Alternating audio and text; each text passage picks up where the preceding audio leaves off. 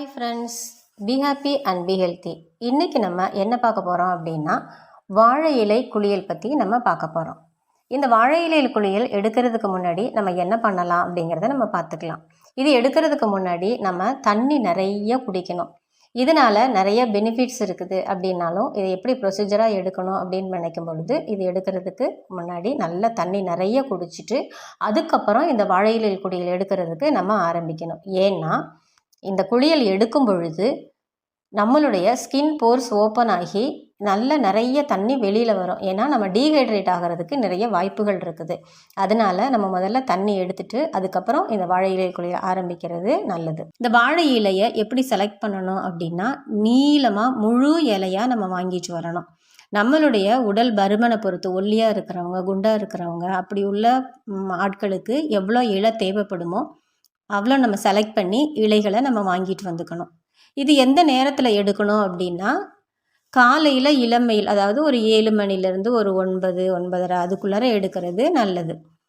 இது எங்கெல்லாம் எடுக்கலாம் அப்படின்னா, மணல் தரையிலையும் எடுக்கலாம், நம்ம வீட்டு மொட்டை மாடியிலையும் நம்ம எடுத்துக்கலாம். மொட்டை மாடியில் எடுக்கும் பொழுது கீழே ஒரு கோர பாய், அந்த பாய் விரிச்சிட்டு அதுக்கு மேலே கூட நம்ம எடுத்துக்கலாம். ஏன்னா ரொம்ப சூடு தாங்க முடியலன்னா அவங்க முதுகெல்லாம் கொஞ்சம் ரெட்டிஷ் ஆயிரும்.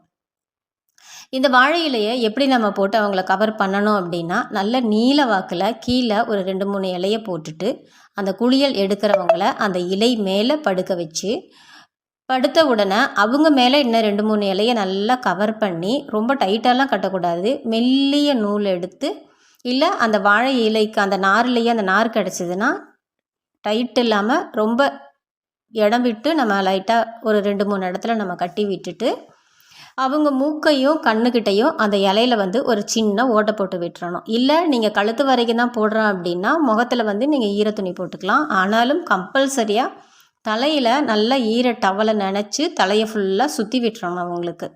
இப்படி சுற்றி விட்டுட்டு ஒரு 30 நிமிடத்துலேருந்து 45 நிமிடம் வரைக்கும் அவங்க எந்தளவு அவங்களுடைய ஸ்வெட்டிங் வருதோ அந்தளவு அவங்கள படுக்க வச்சிடலாம் அந்த வெயிலில். ஆனால் அவங்கள அடிக்கடி பக்கத்தில் நம்ம நின்று வாட்ச் பண்ணிகிட்டே இருக்கணும். உடல் முழுவதும் நல்லா வியர்த்துருச்சு, நல்ல வேர்வை வருதுன்னு அவங்க சொன்னதுக்கு அப்புறம் அந்த கட்டுனாதையை நம்ம லூஸ் பண்ணி எடுத்து விட்டுட்டு வாழை இலையில எடுத்து நம்ம ஓரமாக வச்சுட்டு அவங்கள எழ வச்சு அமைதியாக உட்கார வச்சுட்டு, அவங்களுக்கு தண்ணி வேணும்னா கொஞ்சமாக கொடுத்துட்டு, நம்ம அந்த டவலை ஒரு டவல் எடுத்து நல்லா நினச்சி அவங்கள சுத்தமாக தேய்ச்சி துடைக்காமல் அப்படியே ஒத்தி நம்ம எடுக்க சொல்லலாம். அவங்க குளிக்கணும் அப்படின்னு விரும்பினாங்க அப்படின்னா ஒரு 30 நிமிடங்கள் கழித்து அவங்கள குளிக்க வைக்கலாம். அதுக்கப்புறம் அவங்கள ஃப்ரீயாக விட்டுட்டு அதுக்கப்புறம் அவங்க எப்போ சாப்பிட்ணுமோ அப்போ சாப்பிட்டுக்கலாம். லைட் ஃபுட்டாக அவங்க சாப்பிட்டுக்கலாம். இதனால் நமக்கு என்ன பெனிஃபிட்ஸ் கிடைக்கிது அப்படின்னா, வெயிட் லாஸ் ஆகணும் அப்படின்னு நினைக்கிறவங்க கண்டிப்பாக இந்த வாழை இலை குளியல் எடுக்கலாம். சில பேருக்கு உடம்புல கெட்ட வாடை வரும், ஒரு துர்நாற்றம் வரும். அந்த மாதிரி இருக்கிறவங்க இந்த வாழை இலை குளியல் எடுக்கும் பொழுது இது கம்மியாகிறதுக்கும் க்யூர் ஆகிறதுக்கும் வாய்ப்புகள் நிறைய இருக்குது.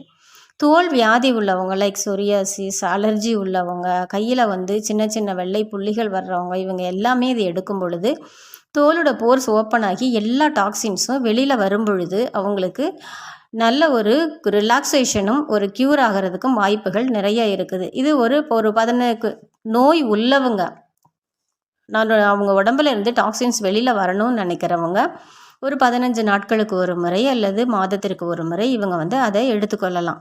ஆனால் யாரெல்லாம் எடுக்கக்கூடாது அப்படின்னா, ரொம்ப வீக்காக இருக்கிறவங்க, என்னால் இது முடியாது அப்படின்னு நினைக்கிறவங்க, அவங்களெல்லாம் இது எடுக்காமல் இருக்கிறது நல்லது. கன்சீவாக இருக்கிறவங்க எடுக்காமல் இருக்கிறது நல்லது.